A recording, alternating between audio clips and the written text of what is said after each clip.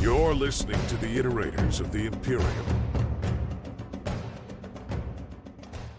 Hi, I'm Mess, and I'm here with my co-host Ryan, and you're listening to the Iterators of the Imperium podcast, the podcast in which Ryan is the expert on Warhammer 40K, and I'm the noob trying to learn about the Warhammer universe.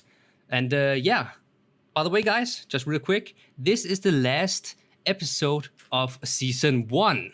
So, yeah, celebrations time. This has been a good ride up until now, I would say. Oh, yeah. But, Just to throw out there, we have recently passed 300 plays as well, which is pretty cool. I mean, considering that we just started from, zero from the bottom, I think it's decent. Yeah, we've just hit 317, which is pretty great, to be honest with you. Yeah, you guys rock. Let's go. Hell yeah. All right, Ryan, what is today's topic? Oh, man, it's written out today. We're continuing on from last time in the Gathering Storm series, as it's actually called. So the first episode is the Fall Acadia, which we covered last time. Yes. Like I said, there are 3 short stories, or they're short novels, I guess. But anyway, there's 3 books in this series that make up the entirety of it. Mm-hmm. We're going to cover the second one, but the second one is like a parallel story to the Fall Acadia. But the Fall Acadia is much more interesting. Because the second one, which I can't remember the name of, it takes place with a bunch of characters, which honestly, it's a good story. It is by no means a bad story, but it's a bunch of characters that you don't really know going in, and you don't really have any weight to the situation or anything like that. So while it's all very well done, very well orchestrated, and very interesting in its own way, it's not. It just doesn't carry the same way as the Fall Acadia does. It doesn't have the same urgency, you know? It's just not as good. That's it. It's not quite the same. So, the first thing we're going to do is we're going to cover this little side story.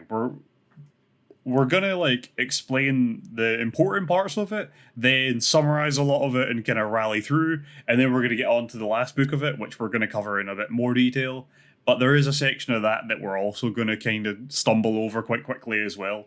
But I'll explain as and when we get to these points and why we're doing it at the points we are.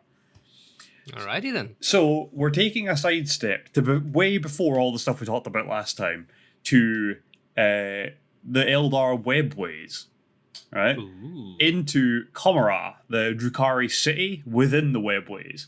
Specifically, we are getting to a Colosseum for gladiatorial combat. Gladiatorial is a weird word.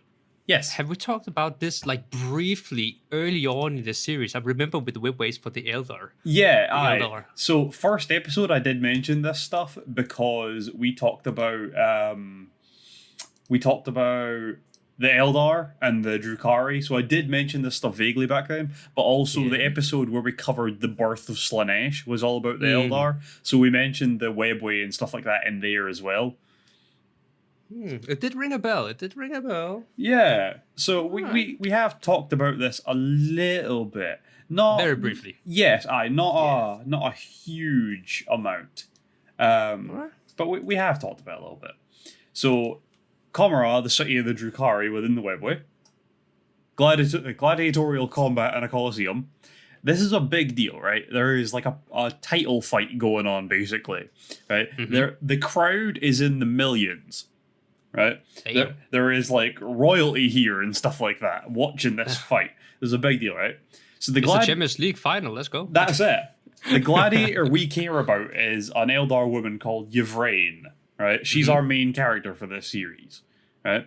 She's up against Lilith Hesperax, who is the people's champion. She's also called the Queen of Knives, so she's a big deal, right? She's looking at Yvraine like she's some upstart thinking she can take on the top dog. Yeah. Right? So there are a bunch of warm-up fights going on where they have titled champions fighting against each other and stuff like that. They also have Tyranids and stuff in cages. It's like unleashing a bull into the arena. It's a whole thing. Right? So eventually you get to the good bit, which is Yvraine, who is put in the ring against Lilith Hesperax. But also they unleash a hive tyrant, which is a gigantic tyrannid, just to get in the way. Yeah. Yvraine ends up like locked in combat with this thing. It's relatively cool. She like kicks a dagger into its head, then slides under it and like cuts its belly open to gut it. That's badass. It's pretty cool. It is purely there to show you that Yvraine is an absolute unit. Right? Then Yvraine gets attacked by a lictor, and Lady Hesperex is like, now's my chance. While she's fighting someone else, I'll just go over and F her up. So, so she goes over and basically just stabs Yvraine in the stomach. They do fight for a bit. There's a bit of back and forth, but it ends with a knife in her stomach. And then Lilith is just like, well, I guess I'll leave you to die because you're bleeding out heavily. And just goes away and starts fighting other things. Wow. Yeah. So Yvraine's kind of like stumbling and trying to like hold her guts in and stuff like that. And then a priestess of Morag Heg, I believe it's called. I will check this. Give me a second. Morag Heg, yeah, I was right. Comes over and is like, well, I'm going to kill you. And just tries to murder Yvraine. She cuts off one of Yvraine's hands.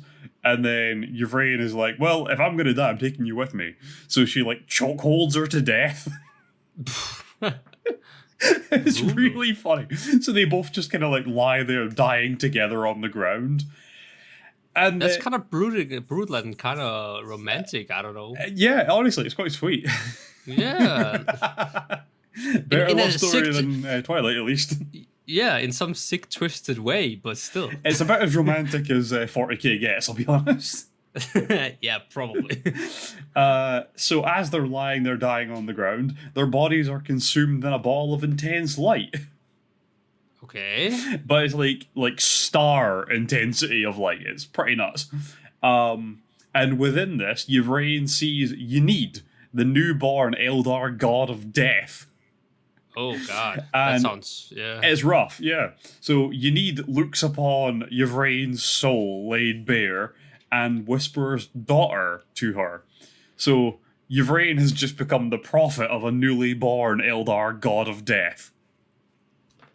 Okay. Yeah, so I don't know the ins and outs of it specifically. I believe the whole point of it is this god has been gradually forming, and her death was like the last one required to like awaken it, basically, to give it its first breath. And when it did, it chose her as its prophet.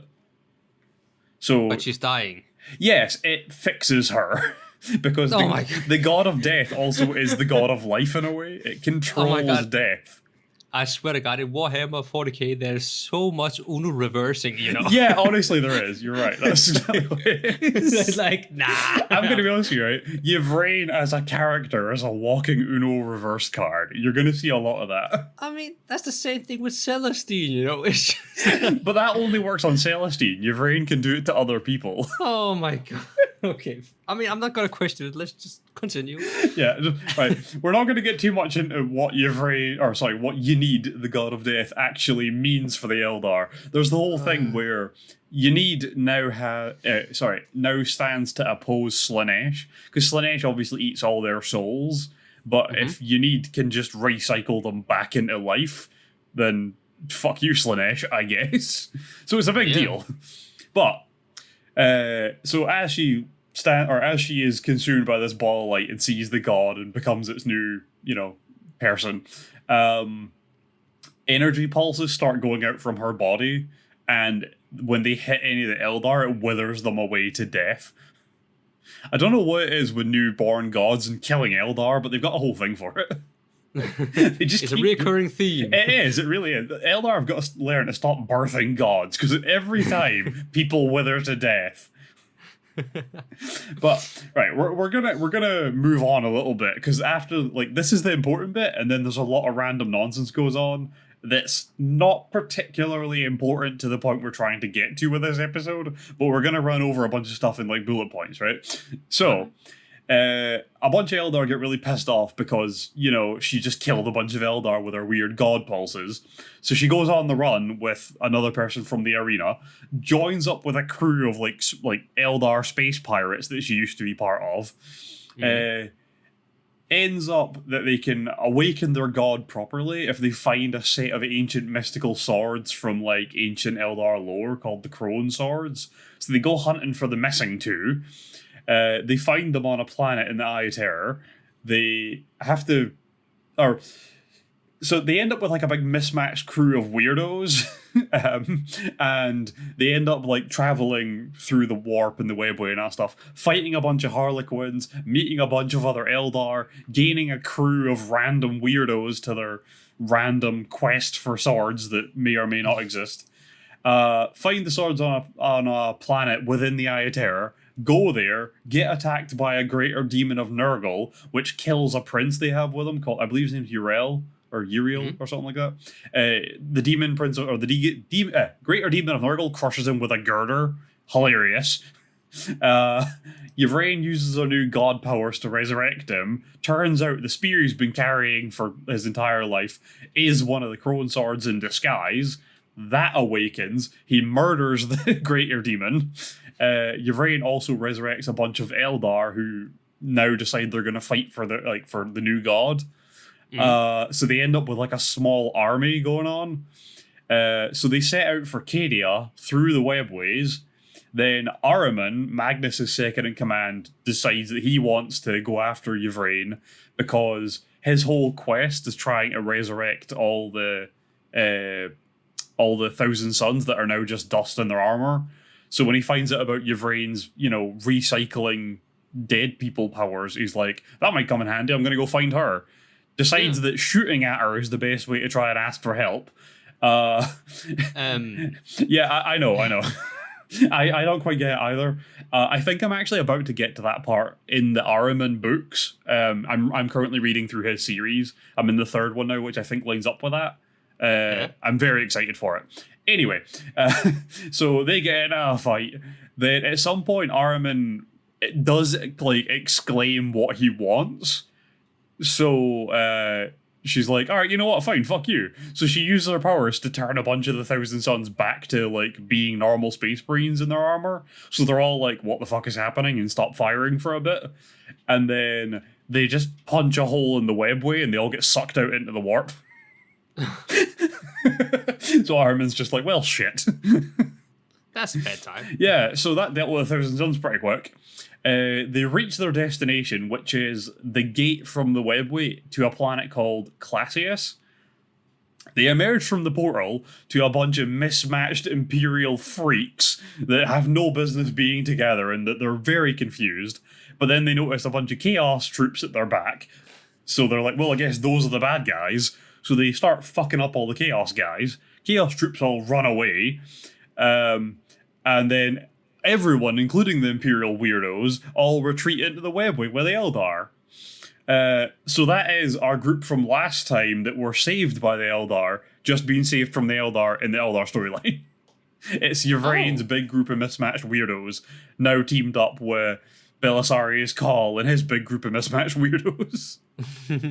So when they all get back into the webway and they're safe from all the Chaos wankers at their back, they have like a Mexican standoff where everyone's touching their guns and stuff and just ready for someone else to make the move.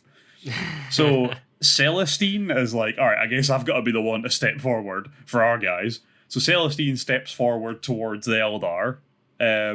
Then a person called Melanel, who is, I believe, like a high-ranking Eldar who's with the Eldar people, steps forward as well.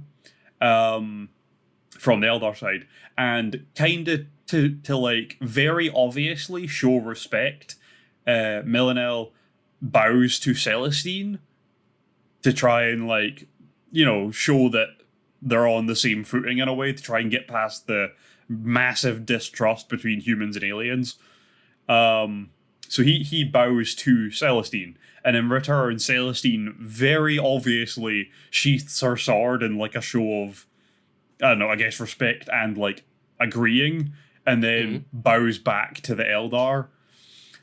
And the Eldar leader offers an alliance with the humans against Chaos because, bigger things to worry about right now. And they're all on weird prophecy quests, right? They were led there by a weird Eldar prophecy that this is what they were supposed to do to help you need and all that nonsense. And the rest of them are following Celestine's crazy prophecies as well.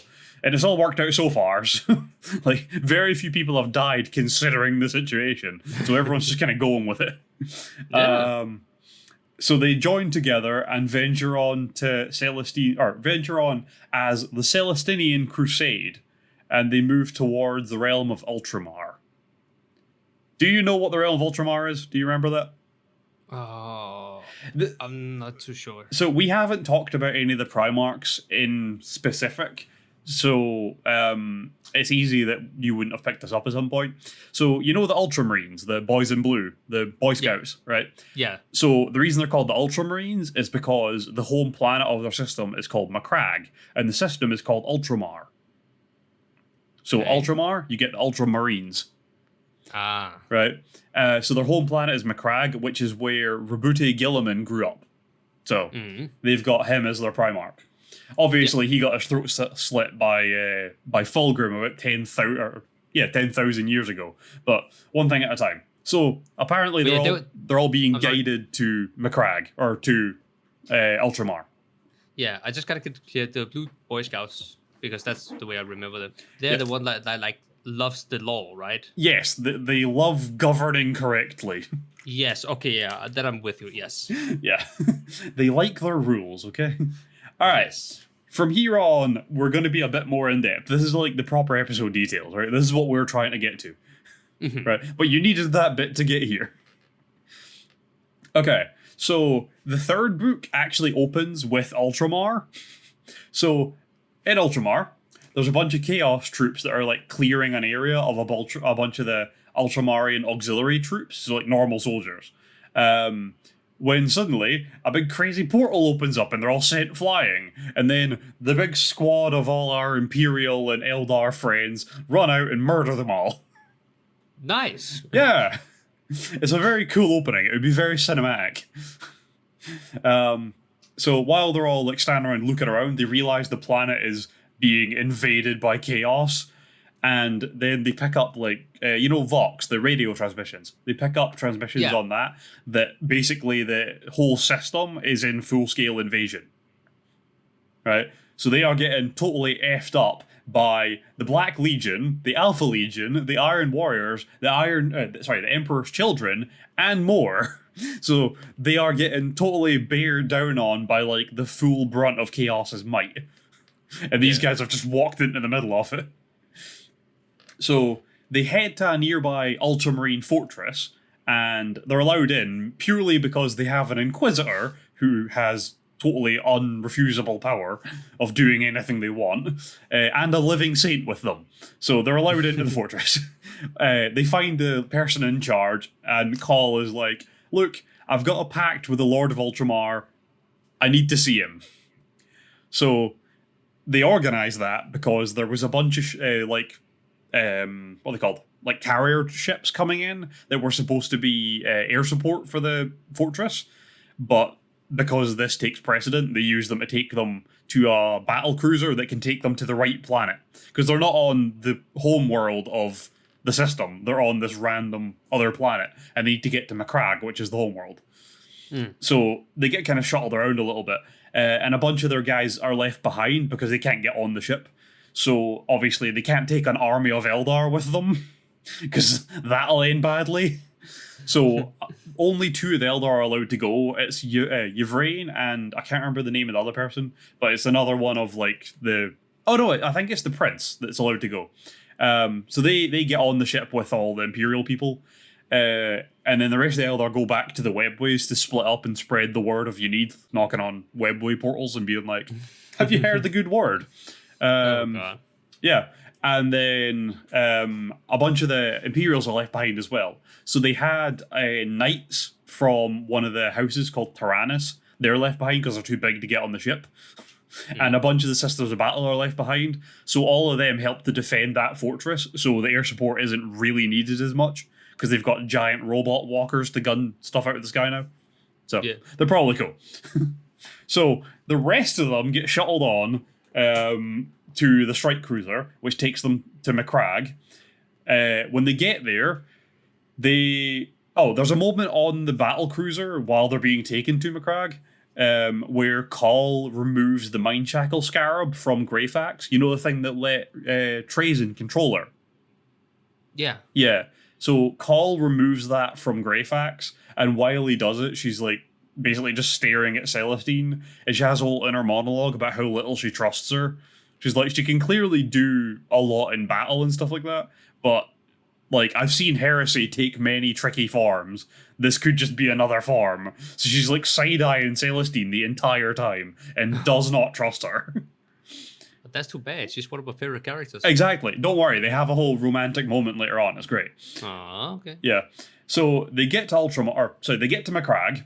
They find it in total full-scale invasion, getting bombed and getting bombed to hell, and like ships landing to drop off more Chaos troops every 10 seconds. It is a total hellscape and complete war.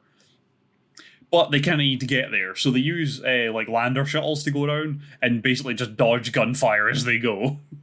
It's very funny. Nice. When they arrive at like Macragge's main fortress where the leader is, they meet Marneus Calgar, the Lord of Ultramar and Chapter Master of the Ultramarines. They meet First Captain Agamon and Chief Librarian Tigerius and Grand Master Valdus of the Grey Knights. You know, the dudes that are specifically designed to kill demons. So these dudes were all assembled for this apparent meeting with all these great people that have just turned up out of nowhere during a full-scale invasion. Because they thought it was something really important. Yeah. So they do like a brief introduction thing where everyone's like, who the hell are you? And they all kind of explain who the hell they are.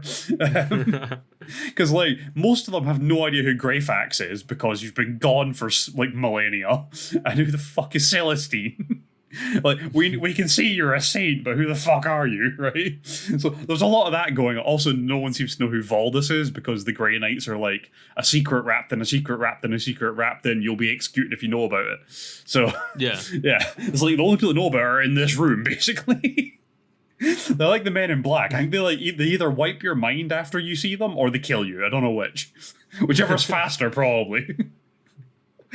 So yeah, they have a whole like brief introduction thing, and then the whole thing of the pact with the Lord of Ultramar comes up, and Marneus Calgar is just like, I have no idea who you are. Like, I have never met you before in my entire life, Belisarius Gall. I have no pact with you, nor do I have a pact with any other Archmagos of the fucking Mechanicum. So what the fuck are you doing here? And Carl's like, oh no, you're totally right. You don't have a pact to me. I have a pact with the true Lord of Ultramar, Roboute Guilliman.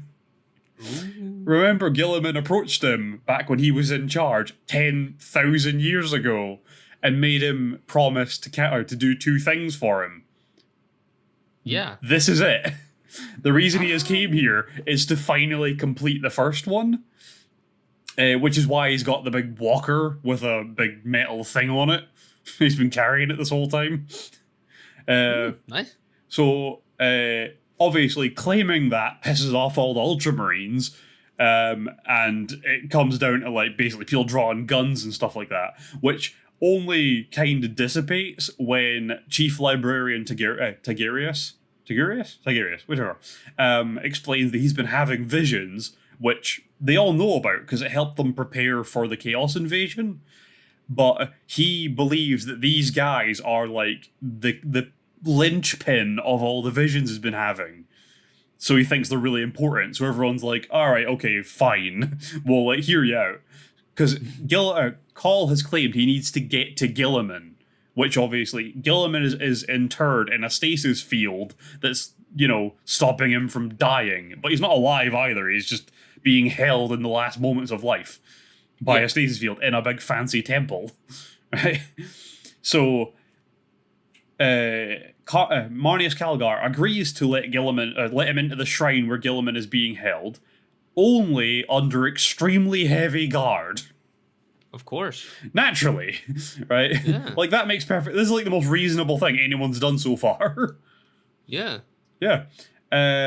So they get to the shrine, they see Guilliman in stasis, still wounded from his battle with Fulgrim from 10,000 years ago, and Call explains that he was tasked 10,000 years ago with two tasks from Guilliman, and he is here to complete the first one. He has brought with him a suit of armor specifically designed for Guilliman with inbuilt life support systems that can repair the damage to his body. Oh. Right?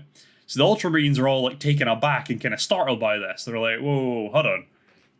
You're saying the big man can be alive again? Right? They're all like freaking out at the idea of just having him up and about again. It's incredible. Yeah. They're marveling at the concept. And then Yvraine pipes up and is like, well, see, the problem is he's like mostly dead. And we kind of need my powers too to fix him. So for him to come back to life, he actually needs to die first.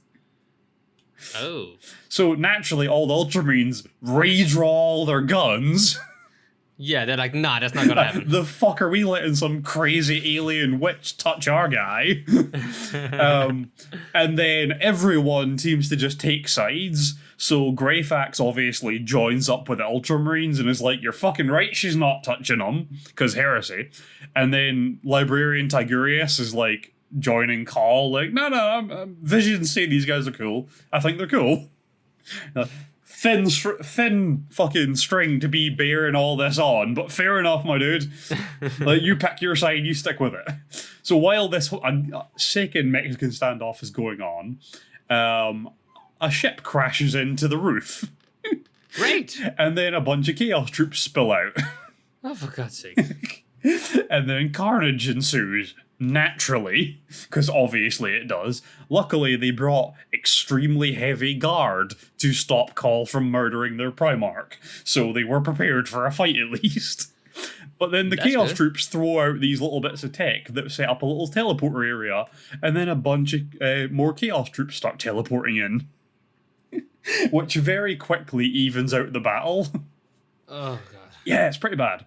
So Greyfax is forced to take cover a little bit into the fight due to gunfire, and while she's like covering and trying to like figure out what to do, she spots Yvraine, Call, and Tigurius messing around with Guilliman's shrine. Okay. So yeah. she sees Yvraine start to like absorb energy or life energy from everyone that's dying in the room, because people are dying left, right, and center. So she's starting to like gather it all into herself. So Greyfax is like, all right, well, this can't be good. Tries to charge her, thinking they're about to murder the Primarch, but then one of the Chaos Space Marines starts opening fire on her with an autocannon, so she has to duck again. Calgar then notices what's going on and sees Yvraine raise her sword above Guilliman, and he's like, shit. So he shouts to Tigurius to stop her, and Tigurius just like shakes his head like, nope, not gonna do it, my dude. So obviously Calgar is raging because his chief librarian's just betrayed them. Yeah. Then she brings the blade down and cuts the power cables for the stasis field, which fails, obviously. And as it does, the giant machinery on a walker that Call has with him opens up and engulfs Guilliman. Okay. So it just totally closes around him, and then there's just this one red light on the front of it that everyone can see. And everyone's like, well, fuck. But then Chaos Troops start pouring in more and more, and the fighting gets more severe, so no one really has time to worry about Call and his bullshit, because if we do, we die. So the Ultramarines start getting pushed back by the sheer number of Chaos Troops, which is getting larger by the second. Then a bunch of Grey Knights teleport in and start kicking ass, so it kind of balances the fight again, which is really lucky. Then 10 ships land full of Chaos Space Marines, and it tips the battle really badly against the good guys. So it looks like they're about to get fucked up. Calgar gets forced to the ground by a bunch of Space Marines and gets messed up pretty bad. Celestine gets one of her arms crippled, and basically everyone's expecting to die in a few seconds.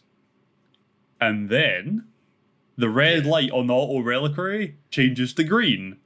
Ooh. And then with a hiss of air, it begins to open. And from within, clad in the armor of fate and wielding the Emperor's flaming sword, steps Roboute Guilliman. Let's go. So the room just goes into pure stunned silence just at his presence, as he's just standing over the battlefield from the dais his throne was on. Yeah. And the silence is only broken when one lone Chaos Berserker charges him, and then with lightning fast speed, Guilliman takes him in half with a sword. Oh, that's amazing. So then basically every Chaos troop in the room just charges Guilliman, thinking they can take him, who basically just walks straight into the middle of them all and starts gutting them like they're nothing, because they are. Compared to him. Yeah, he's like, slash one way, use his big fist gauntlet cannon to blow one's head to pieces, kick one to the ground while you're standing on him and crushing his chest, gut a few more. Like, it's another walk in the park for this guy. Yeah. While all this is going on, one of the Chaos troops decides they're going to try and take down Celestine while she's distracted, because she is overwhelmed by Guilliman's presence. Because you got to remember, everyone sees the Primarchs as the Emperor's children, and they all think the Emperor's a god now, so they all think they're at least demigods. They all believe they are inflicted with godhood. So being that she is, you know, a divine being, she's a saint, she is overwhelmed just by Guilliman's presence. So this guy decides he's going to try and get her while she's not looking. And unfortunately, she definitely is aware of him, because she's vaguely magic and an incredible warrior. She's not going to be trumped with this moron. So she just uses her powers to fix her dislocated arm, and then just stabs him before he lands a blow on her. Bruh. Celestine is OP, man. Celestine is a beast. She then flies over the battlefield and lands next to Inquisitor Greyfax. And I've got a little quoted conversation for you, because I thought you'd be really into this bit, because I know you like Celestine. Yeah. So, I erred, Greyfax admitted, and I will do penitence. You truly are the instrument of the Emperor's will. Vigilance is not a sin, Katerina, Celestine replies. You serve him as surely as I. Indeed, let us serve him together as true warriors of faith. And then they just basically do like a back-to-back thing where they just gun Chaos troops down left, right, and center and just murder everyone that comes near them. Just totally having each other's back. It's incredible. Yeah, that sounds like a sick movie scene, you know, back-to-back, just kicking ass. That's exactly what it is. It's all built up to this. Inquisitor Greyfax finally believes that she is what she says she is, and that she's not some crazy magical heretic. And it's just a great moment where they're finally on the same page for the first time, and they become a great force to be reckoned with. Oh, that's cool, man. Yeah. So the battle goes on with Guilliman just absolutely wrecking Chaos Marines. Just anyone that looks at him just ends up eating their own asshole about 10 seconds later. It's great. I mean, he's like, I've been asleep for so long, man. I've been waiting for this moment to just wake up and kick ass again, you know? Nah. See, that's the thing, right? Guilliman is bewildered by the situation, because when he woke up, right, he looked over the battlefield and saw nothing he recognized, because it's been like, it has went straight from dying in front of Fulgrim to this right now. There was no in the middle for him because he was in stasis. So he has no idea what's going on. He doesn't recognize anyone. There is a flying bint. There's a half metal person with a crossbow and a sword with a buckle on their hat, claiming that she's in charge of the room for some reason. His Ultramarines don't even look the same. He just recognizes them as allies. And you've got Belisarius College, probably the only person in the room. He knows who they are. And then there's just a bunch of chaos nonsense blowing holes in his roof. I mean, well, being a Primarch, he can assert the situation fairly quickly, I can tell, and see who's, you know, chaos and bad and like. Yeah, he basically just went, the guys with like other people's flesh stapled to their armor are probably the ones I should kill. So he just started killing the things you could obviously tell were bad. He was like, I'll deal with the rest of you later, but until then, I'm going to murder the evil ones, because I can tell, like, these are the same evil guys I was dealing with before. That part I know. I know rule 1, kill those guys. I don't know why I'm here. I don't know why they're here. I don't know why any of you are here. I get why Call's here vaguely. Time to kill things. Yeah. So he just starts murdering everything. Eventually he murders his way to Marneus Calgar, who he finds on the ground, like battered and broken, and his like armor is like half destroyed and he's bleeding heavily. And he basically just checks he's alive and is then like, okay, moving on. Starts killing all the chaos guys again now that he knows he's okay. And then luckily a bunch of reinforcements of Ultramarines turn up and just help them clear the area. So with the temple clear, the Chaos troops' morale is destroyed because there's a Primarch in the game again, which they really did not see coming. The Ultramarines are now getting like messages sent all over, like blasted from speakers all over the entire system, screaming that Guilliman is in the fight again. So everyone's like, fuck yeah, let's kick their asses. Which is great. So they're now just routing the Chaos troops all over the place, which is awesome. So Guilliman heads straight for the main strategium, which is like the strategic hub of their command center. And when he gets there, right, when Marneus Calgar left, he left First Captain Agaman in charge of the defenses. So he's now currently acting as the leader of the Ultramarine chapter, right? And when they get there, because Calgar is so heavily injured, he gets sent to like doctors basically to get patched back up. So Guilliman actually goes to First Captain Agamon and is like, I would like to be in charge again. Is it okay if I step in and take command of defenses for now? And Agamon's like, yeah, whatever you want, Dad. Sure. It's a really humble moment where Guilliman like very kindly and very humbly asks permission to take charge from the current acting officer. Because at the time, Guilliman doesn't outrank him. He's in like Guilliman is technically an Ultramarine, he's technically the leader of Ultramarines, but at the same time, this guy is also the current acting commander. If he just steps in and takes over, it might throw everything into disarray, because it's a different way of doing everything all of a sudden. Like, totally different orders are being thrown out. So he very, like, graciously asks really kindly if he can be in charge, and the guy's like, yeah, sure, go ahead. So with him in charge, the defenses just get, like, the strategic genius this man wields is unfathomable, and they start annihilating the Chaos troops all over the planet and all over the system just in no time, which is great. So once kind of things have a handle on, the defenses are going properly and stuff, a small ceremony is held to put Guilliman back in charge of the Ultramarines and name him as their chapter master again. And during this, Celestine gives him her blessing. It's like a sign of good faith and stuff like that. Yeah. But it's also like a sign from the Ecclesiarchy to the Primarch, which is obviously a big deal. They need to show support. Yeah. And then he has to be brought up to date with everything that's happened since he's been gone. So for 4 days, he is locked in his sanctum with his his main council. So like Celestine, Call, Greyfax, Calgar, stuff like that. And for 4 days, he's updating everything and researching everything and all this kind of stuff for what goes on. And there is an amazing like section of this book about this, and it's like quoted from Guilliman. Why do I live? What do you want from me? I put everything into our dream, and look at what you've done. He snarls at the tapestry. He's looking at a tapestry of the Emperor as a god at this point, by the way.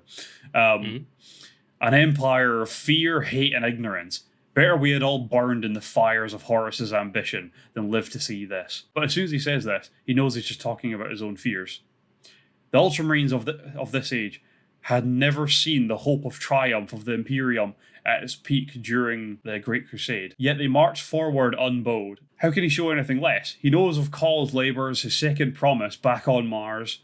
There's hope for a better future for the Imperium. Too long have the pawns of chaos meddled with our species' fate. That must end, he declares. I love the whole bit about burning in the fires of Horus's ambition. But yeah, it's a whole thing of like, he's just woken up 10,000 years later and suddenly everyone's religious, reading the Book of Lorgar as a religious text. Everyone like burns anyone that knows anything about the past. Every chapter has fucking sorcerers in it and all this kind of shit. And everything's just the opposite of the imperial truth that they held before. So he's like, how the fuck did we get here? And he's just disgusted by all. So he's just like at a loss for how to handle it. I mean, yeah, because before it was just like, no religion, no magic, none of that shit, Yeah, we that's had the whole rule Magnus one. thing you go, that's like basic rules and... Yeah, they've totally fucked this up. He's just bewildered by it all. But, so, 4 days pass, he comes out of his sanctum, and he keeps his council close. He keeps Calgar and Tigurius and Valdus and Call and Celestine and Greyfax all on hand to discuss what they're going to do. But his plan is to use every arm of the new Imperium to take back his realm and then to bolster the Imperium as a whole, to start fighting back against Chaos. Right? Yeah. So he's got Calgar and Tigurius as the Ultramarine arm, obviously. He's going to use his Legion to fight back properly, because his Legion is the best organized. It's a bastion of, like, undefeatable defense, basically. So if he has that as, like, a guaranteed safe zone, it gives him an area to work out from.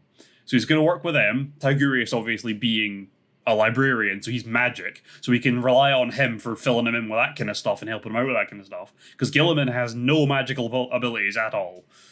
No. Voldus of the Grey Knights, obviously, they're an incredible ally to have in this kind of thing, because they're made to kill demons.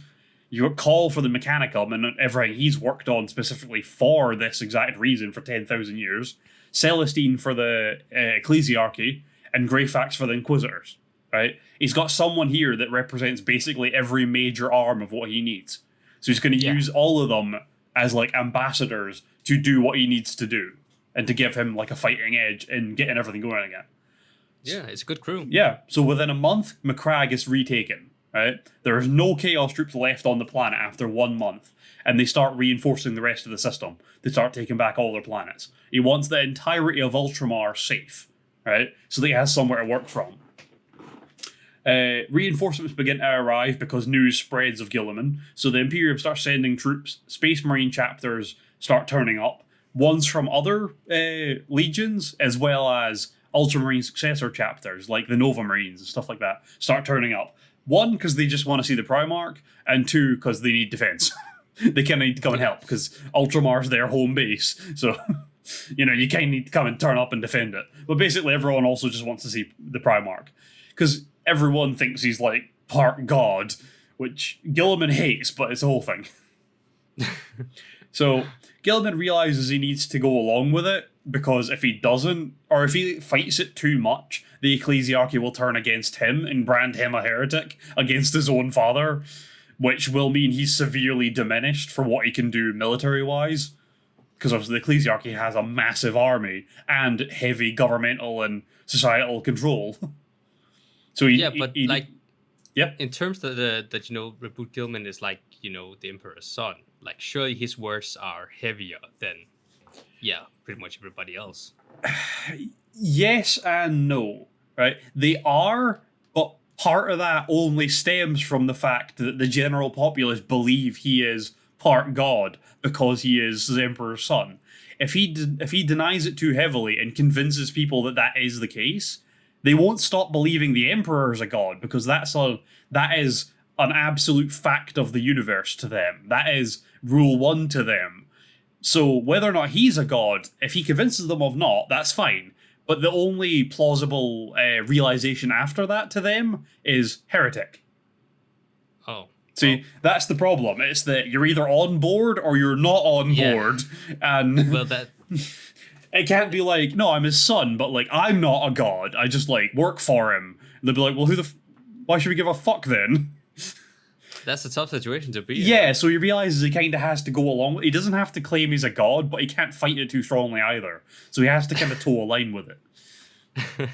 So he's not lying, but he's not telling the truth. But, yeah, you know, he's actively not lying. Yes, You know? It's that kind of thing. So he kind of sees what needs to happen now, and he and his council decide, we need to go see the Emperor. So he takes his little squad of dudes to go to Terra, right? Yeah. And now the Terran Crusade begins, because the Celestinian Crusade was getting to Ultramar and saving Guilliman. Yeah. Now the Terran Crusade begins. So we're going to summary this one again. It's going to be kind of bullet pointish again, because, again, it's a traveling. Like, fair enough, a lot of stuff happens, but it's not massively important for the overall story, which is more what we're trying to get at here, okay? Yeah. So, they head off. They get ambushed by Magnus while they're on their way. He throws them into a warp maelstrom, which they get lost in for ages. They lose more and more ships as they're lost in there, because the warp's just fucking them up. Eventually, they're led out by some crazy voice person. It's like a seer leads them out. And they eventually get out. Turns out it was a trap. They get ambushed by red corsairs. They get imprisoned. including Guilliman. He also gets imprisoned. They get set free by a Dark Angel's renegade who's on board the ship with them. They take the ship from the Red Corsairs because Guilliman's an absolute beast, and unless he was trapped by warp magic like he was, he could have easily murdered them all with no weapon, which he does. So they take the Red Corsair ship. They continue on to Terra. They end up going into the webways to do it. They fight a giant Khorne berserker, which is interesting. Khorne berserkers are Khorne's greater demons. They kind of look like the Balrog from Lord of the Rings. Giant, red, spiky wings. You know the thing that Sanguinius fought at the siege? Yeah. It's one of them. Ah. Yeah. So they briefly fight one of them. Eventually they get to a point where they realize that they can't use the webway portal on Terra, because if they do, it'll, again, like Magnus did, punch a hole in the Emperor's defenses. So they can't do that. So like, well, what's backup plan? Like, there's a portal on Luna, the moon of Earth. Like, all right, close enough, let's do that. So they head for that portal. They get ambushed by Magnus again. Oh, God. Primarch fight ensues, Guilliman on Magnus. They escape from the portal onto the surface of Luna midway through the fight. But Guilliman's dudes kind of get a bit of a running start. So the portal is in like a crater. So they manage to get to the edge of the crater and like get on the outside of it before the Chaos dudes start coming through and the Roboute Marines of Thousand Suns start coming through. So war ensues with that as they try to climb the crater because they can't really hold them back very well. Then Guilliman realizes that Magnus is going to summit the crater and basically just murder everyone. So he just dump tackles Magnus back into the crater and just one-on-ones him. Which is very funny. It's just straight up Primarch fight. But Magnus obviously has the upper hand because he's an absolute unit with demon powers and magic. Because he's like a lot bigger than Guilliman now because he's, giant red chaos demon version of Magnus. So he's kind of kicking his ass a little bit, which is funny. But the thing is, because it's so close to Earth, the moon and Earth are both covered in a ton of like detectors for any chaos bullshit. And them spilling out of the portal activated all of the alarms all across the moon and Earth and basically just calls an entire armada of defense ships to this exact location. Nice. Which, luckily, because they've got Belisarius Call there, and he's like an Archmagos of the Mechanicum with crazy tech, he just sends very precise targeting data to the entire armada, which opens fire and bombs the crap out of the Chaos Marines very precisely. That's good. Which really turns the tide, which is great. Yeah. But then you've still got the whole fight between Guilliman and Magnus going on. Yeah. And Magnus obviously has the upper hand because of all his magic bullshit. Luckily, do you want to know something funny that's on it? That's on Luna. What's on Luna? The base of the Sisters of Silence is there. Oh, well, that's handy. You know the nuns that turn off magic? Yeah. So that's handy. A whole ton of them rock up and basically just circle Magnus to turn off all of his magic. So Guilliman and them just proceed to start kicking his ass. Unlucky. Yeah, you're like, this is a bad place to turn up, my dude. You picked the wrong fucking portal to walk out of, dickface. You're in my domain now. Yeah. Like, God, if it was any other Primarch, they would probably still kick ass, but had to be the magic one, had to be on the non-magic planet. God, my dog is freaking out. So the Veil Walker, which is one of the Eldar they've kind of had on side for a bunch of this nonsense, kind of sends a message to Guilliman psychically that's like, I got a plan for getting rid of Magnus once and for all. Or not once and for all, for now, basically. So they start enacting the plan. Guilliman and the nuns basically push Magnus back towards the portal. So they knock him back down the crater and basically just keep punching him back until he gets towards the portal. And eventually there's like a big psychic blast thing that goes on between the two Primarchs just from them clashing so much. And they're both launched back, but the blast puts Guilliman on his ass and Magnus through the portal. And then the Veilwalker finishes a ritual and basically just cuts off that portal from the webway altogether. So it can't be reactivated anymore. It's just a total dormant portal now. But it means Magnus is now stuck on the other side in the webway. Well, that's good. Yeah, so like, cool. Problem solved. Job done. On to Earth, I guess. Yeah. So Guilliman heads for Terra to visit with the Emperor.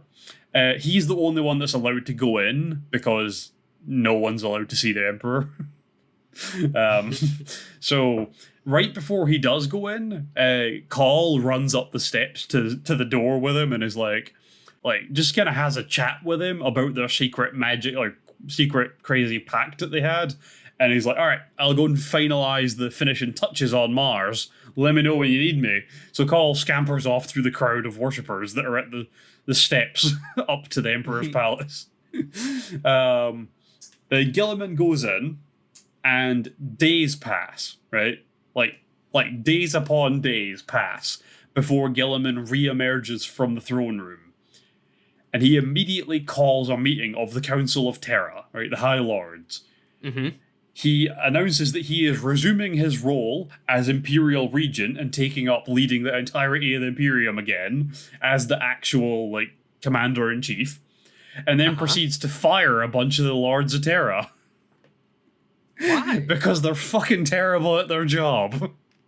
Well, yeah. Every time a new person ends up in charge and they're like good at their job, they always fire a bunch of the High Lords of Terra. Because it's just, they're politicians and they're basically all out for themselves. So, like, when Sebastian Thor got in charge, first thing he did, sack a bunch of the High Lords. Like, I mean, as you do. Yeah, even the one before Sebastian Thor, wasn't it? Goj Van Dyer got in charge, sacked a bunch of the Lords. Everyone does it. Like, it's what you do when you're suddenly in charge of something that you didn't rise up through, like, gradually. Like, when Creed ended up in charge of Acadia, it was just like, right, what do? Sack a bunch of the higher-ups that are terrible at their jobs and promote a bunch of good people. Like, everyone does it. You need things to work your way. You can't have these naysayers that are just bad at their jobs. So you just sack a bunch of people. Yeah. Yeah. All right. So, now with Guilliman in charge, Cadia was just the beginning, right? From Fenris, which is the Space Wolf's homeworld, to Armageddon, to Attila, to Balor, right? Chaos was everywhere in greater numbers than had been seen ever before, right? There were Chaos troops everywhere, right? So the threat was larger than ever. Guilliman had plans, right? Now that he's in charge, things are going to start going the right way again. We're going to start fixing some of these problems, right? New armies would be raised of a scale never seen since the Great Crusade, right? And from Call's Forges on Mars comes New Hope. The second promise to Guilliman is basically the entire hope of the Imperium at this point. So that is the end of the Gathering Storm. That is where it leads up to. Yeah. So, as it stands in our current day, Guilliman is running the Imperium. Again, he is the only loyal Primarch to have came back to life. There is murmurings, I believe, in some of the books that basically Lionel Johnson, the leader of the Dark Angels, is still alive. He's just waiting for a dramatic enough moment to turn up. I haven't got to those books yet, unfortunately. I'm trying to find which one it's in that you find that out, but I think I'm going to basically just have to read my way through all of the Dark Angels books post-heresy to figure that one out. It'll probably just be buried in one of them. But I've got some aftermath stuff for us here, just to kind of give you a bit of a rundown of some of the stuff. Because there's a whole load of stuff that goes on after Guilliman comes back. He starts a thing called the Indomitus Crusade, which is his whole crusade with his new troops to go and kind of take back some of the Imperium from chaos and bolster it all to get everything up and running properly and give everyone a bit of breathing space. Make things defensible again, basically, rather than just waiting for chaos to come and kill your planet. And also he does a whole thing with trying to like take back Ultramar first before he goes out and sets on any other major goals. So the Imperium is now cut in two by the Cicatrix Maledictum. So after the Iterators expanded, it grew into a tear across the entire galaxy. So the galaxy is actually split in half by this. So Guilliman, as Imperial Regent, is basically acting as commander on one side, and he's essentially deputized the Blood Angels chapter master Dante as acting commander on the other side, because someone needs to be in charge. Yeah. Right? Belisarius Call rolls out his new invention that he's been working on for 10,000 years, the Primaris Marines. Wait, what is that? They are Space Marines that he has modified, right? Oh. They are larger than the typical firstborn Space Marines, typically standing at 8 to 10 feet tall now. Okay. Yeah. They have extra implanted organs as well. They have 2 or 3 extra organs, I believe. One of which is the Belisarian Furnace. He did name it after himself. He's quite a pompous arsehole. The Belisarian Furnace basically kicks their ability to heal themselves into like hyper ultra mega overdrive. So like Wolverine again, right? Yeah, but like, you know Wolverine in the Wolverine movie as opposed to the rest of the time where he gets nuked and just regrows everything. Yeah. It's like that now. Oh, so the power on steroids, right? Yeah, aye, that's exactly it. So this thing kicks their healing factor that's already in overdrive into super overdrive. All right, then. Yeah. So the new Ultramarines are bigger, stronger, faster, possibly smarter. I believe they are kind of smarter. They have new weaponry, and with the new organs, just with the Belisarian Furnace alone, they will live longer and be much harder to kill. Oh, that must be nice. Yeah. So these guys are Guilliman's new hope, because he can use them to bolster all the numbers of the Space Marine chapters. Because for the last 10,000 years, Call wasn't just trying to perfect the process of making them and invent the new technology. No. He was making a reserve of them and training them with, like, hypnotic brain downloads. So they come out of, like, stasis as fully grown, fully trained Marines ready for war. Bruh. They don't have as much actual combat experience, but they know combat strategy, and their body has the reflexes to put it in action properly. Yeah. Yeah. And they probably adapt really quick. Exactly, yeah. So they come out already as like fully fledged, ready to fight Space Marines. Yeah. Obviously, there is a bit of like firstborns don't really like the new gen because they're meant to be better than them and stuff like that. There is a thing where the Primaris Marines are thought to not be as susceptible to the genetic flaws of the other chapters, like the Blood Angels with the Red Thirst and the Black Rage. It was thought that they wouldn't succumb to them. It is still possible. They do seem more resistant to all the flaws, though, which is good. So they're initially rolled out in what is called the Unnumbered Sons. They basically just built a legion of Primaris, of all the different genetic lines of all the different Primarchs. Although they only made them from the loyalist Primarch gene seeds. They didn't do it with the traitor ones as well. Although Call is adamant there would be no flaw in it. It would, like, the Space Marines wouldn't be any more likely to turn evil. But Guilliman's like, nope, just do the loyalist ones, please. So of all the loyalist chapters, there are now Primaris Marines. But yeah, they were all rolled out as one group called the Unnumbered Sons that were then used for different missions to give them combat experience, stuff like that. And then once the Indomitus Crusade, which Guilliman used them massively as like a vanguard spearhead kind of thing to get a lot of it done and like really progress it a lot and take back Ultramar heavily. These brand new ready to fight tank units, basically. They then get split up into their actual legions chapters. So they do go back to their actual people, which is good. They do get to be with their own. Yeah. There's a bunch of storylines that go on at this point as well. So, like, you've got a storyline that's about Guilliman at this point. There's a couple of them. There's one called, is it Dawn of War or Dawn of Fire? Which focus on, like, the Indomitus Crusade and stuff like that. I believe the first one's called Avenging Son, because that's what everyone calls Guilliman, the Avenging Son of the Emperor.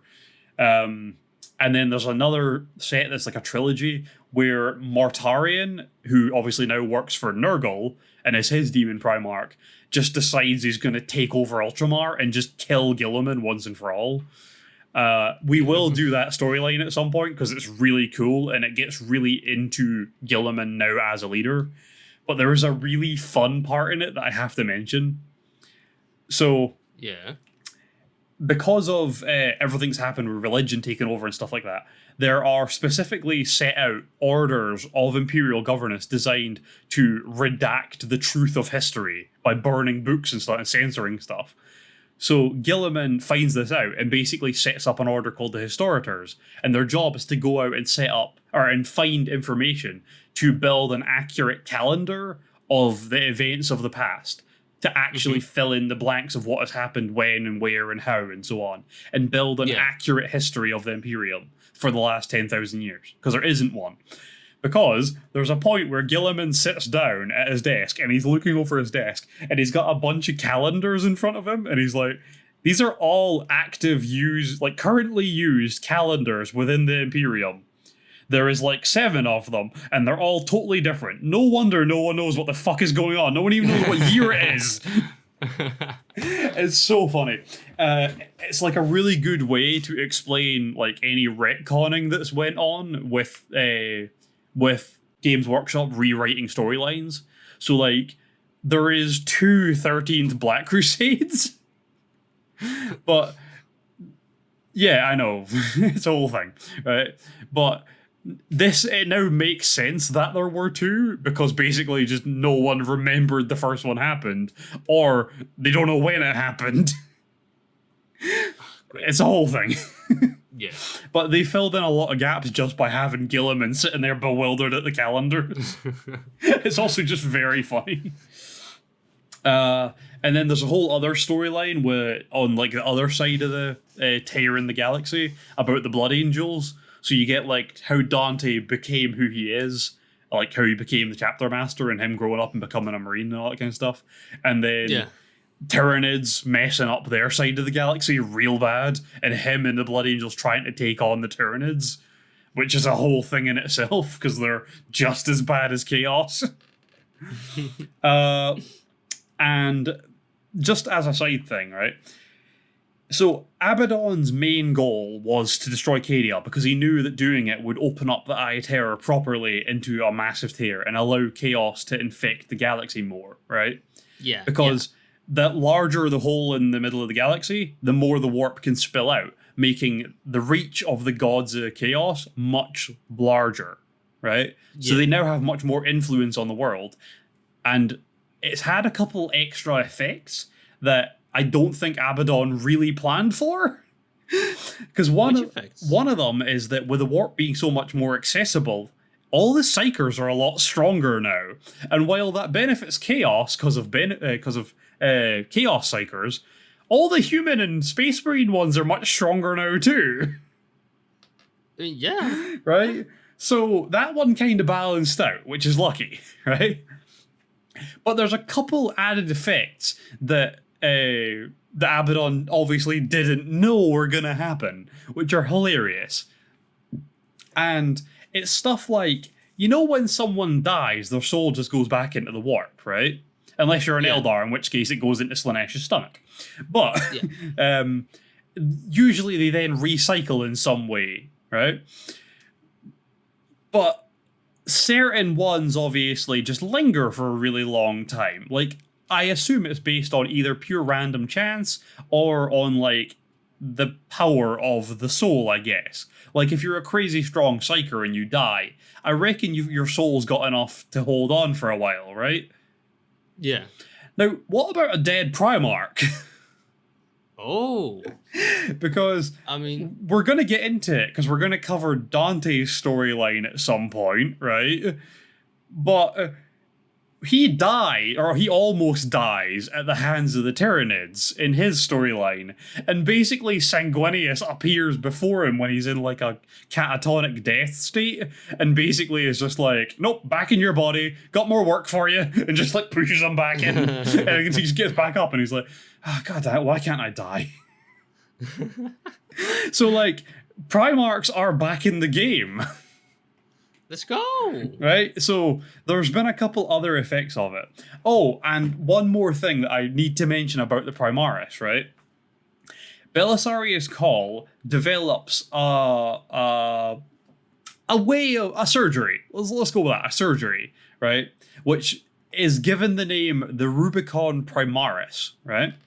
And to cross the Rubicon Primaris means for a firstborn Space Marines, the originals, to undergo surgery to be given the extra organs of the Primaris. So their body then grows to the size of a Primaris, and they adapt to have the new organs. So they become a Primaris Marine, even though they're like an 8,000-year-old Space Marine. Yeah. Which is awesome, because it means guys like, I don't know, Chapter Master Dante, for example, could become rejuvenated and live on to lead his side of the galaxy properly, even though he's really old at this point. But also, just your everyday run-of-the-mill Space Marine can get an upgrade and then just keep taking the fight to chaos. I mean, yeah, on Dante, for that matter, like if he gets the operation, like his life expands further, so he's like young again. Basically, right? yeah, he would be revitalized, yeah. Because there's a whole thing in his books where he spends a lot of it realizing he is aged, and then he toys with the idea of going through the Rubicon. Within the books, he hasn't actually done it yet, but I believe it's rapidly up and coming. But we'll get into it when we do his storyline, because it's really interesting. But yeah, so stuff like that, even like your oldest and best of the firstborn Space Marines can undergo this surgery and stay the best and the oldest, but be revitalized to keep taking the fight to chaos, which is incredible. Ah, that's cool. Oh man, so that's us. That's us up to date as far as we can reasonably do. We're at a point now where we could basically talk about any random book or any random topic, and you wouldn't be lost now, no matter what age it was from. We could talk about, I don't know, Gazkul Thraka, Prophet of the Wa, which is one of the orc books. And fair enough, it's a we haven't talked about orcs much, but you're not going to be lost with timing or anything like that. You'll know who he's fighting, you'll understand the importance of it. Or we could read some of the books from the Rise of the Beast, and you would still know what was going on because you know about the War of the Beast. Or we could do Dante's storyline, or we could do the Plague War, which is Mortarion versus Guilliman in the New Age. You know what I mean? We could basically pick any random spot and just pile in, and you wouldn't be lost now, which is great. Yeah. This is what we wanted to do. This is an excellent point to move on from, to start talking about some specific stuff. Mm-hmm. So we do need to see what our next season is going to be about. And we have decided, we decided this a little while ago, we are going to do it with a spin the wheel. So, give me one moment, I'll share my screen to Mez. So he can... Oh, wait, are we doing it now? Oh, we're doing it now? Oh god, no, not this one. Sorry, I accidentally spun it. I didn't realize clicking on the page spins it. Ah! We're not taking that one, Mez. Don't get too excited. No! Shit! Oh, Ryan, I saw. I know. I'm not going to say it at the podcast, but you know. I know, I need to add that back in. I accidentally hit remove. There we go. All right. Right. So, before we do this, just to let you guys know. So, this is going to pick the topic for our next season, and we are going to try to stick to it, but it's not an overly rigid thing, right? So, for example, if a new thing pops up in the 40k storyline, and it is something we would like to talk about sooner rather than later because it's kind of time sensitive and it doesn't particularly fit the season, it's not something that we're going to be like, oh no, we have to fit to the season. We may once in a while do an episode that's out of theme purely because of a particular urgency to it or a particular interest. Yeah, just a couple odd topics once in a while might just be a thing we do, you know? But they're going to be a guideline for the next season. Like this one has been a general overview of like main storyline high points to get you kind of up to date. These are also going to be a main guideline. But what we have on the roster, these will be expanded upon. Every time we do this, we'll have added new things to it and removed the one we've already done. Or some might come back in as we discover more possible things within that category. But first of all, we have the Loyal Legions and their Primarchs, which we would get an episode on the Primarch and an episode on the Legion. We have the same for Traitors, so traitor Primarchs, traitor Legions. Then we have major loyal characters. So we talk about guys like Marnius Calgar, stuff like that. Sven Bloodcaller. Bloodhowl? I don't know. There's a lot of Sven Blood somethings. Then we have major traitor characters. So we talk about guys like Ahriman or Fabius Bile. We have major Xenos characters. Talk about people like Gazkul Thraka of the Orcs or Trazyn the Infinite, some of the Necron guys. We'll get some Eldar in there too. Space Marine chapters, where we would go through a bunch of the chapters that exist and just kind of get the story on a few of them that exist. Because a bunch of them are really interesting, but a lot of them have a really cool storyline attached to them. We have the Cursed 21st, which is our silly one for this one. I wanted to have one that was kind of stupid so we could have a really fun season.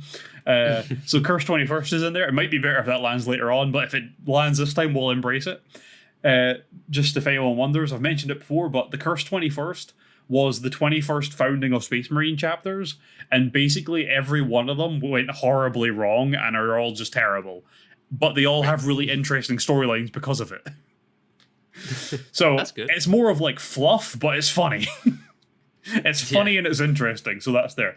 And then our final one is just generally Xenos, where we would get into a bunch of different interesting storylines for different for all the different Xenos groups. So we would spend one where we kind of focus on each individually, where we'd be like, all right, we're going to get into how the Necrons work as an overall group a bit, and we spend some time on that. And then same with the Eldar, same with the Tyranids, same with the Orcs, same with the Tau. And then we would probably start expanding on some of those a bit by going into more like in-depth parts of their actual storylines. Yeah. Mez, I think it's time. I think it's time to leave it up to Faith in Wheel of Names. So Ryan, spin the wheel. And it's going, and it's going, and it's landing on... Space Marine chapters. Let's go. That's a good one. That is a good one, because it's not too distant from where we already are. Yeah. Which is nice. That's good. It's gonna fill in some blanks, you know? But it just kind of expands the current universe a bit more, because the chapters only came into existence in the kind of more recent section of it, I guess. Oh god, I spun it again by accident. I hate this. Every time I click on this page, it spins. So, we are going to be taking a break for a little while to get prepped and work on some stuff. There will hopefully be some stuff in the middle. I have some kind of side projects I've wanted to work on for this. And with Season 2 starting up, we will be opening up a Discord server for all our fans. And we will be opening up a Patreon if anyone wants to support us. But we will have that all launched with Season 2 starting. Yeah. And until then, I guess. Would you like to sign us off for the last time this season, Miz? Well, I can. I will say, first of all, Ryan, it's been a pleasure for the first season. I'm looking forward to Season 2, and I hope the listeners are as well. And it's actually been like getting me into Warhammer.